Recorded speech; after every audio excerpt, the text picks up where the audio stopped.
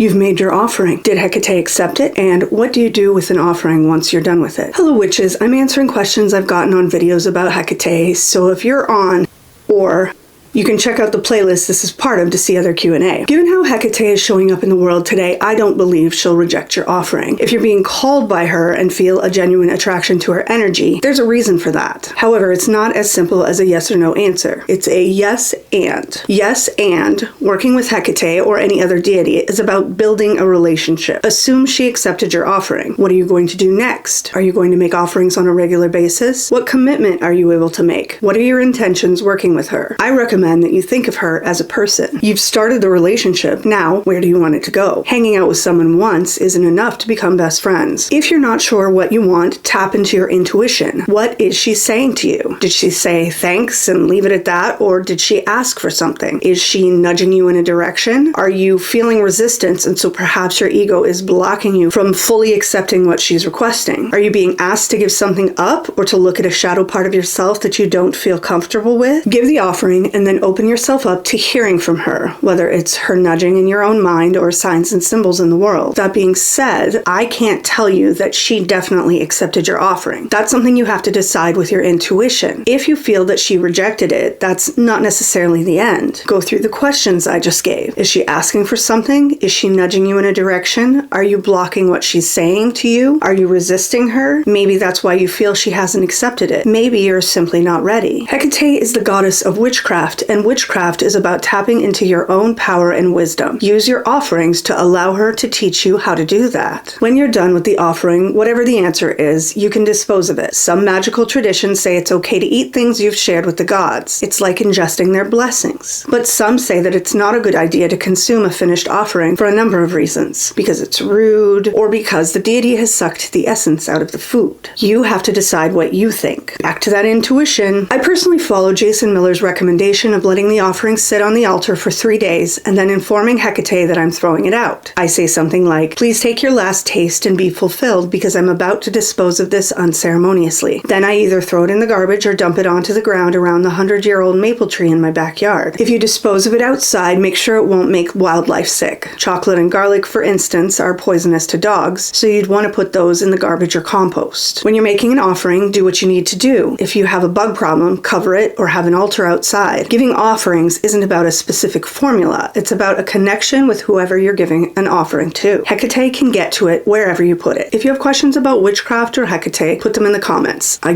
don't know everything, but I'm happy to share what I do know.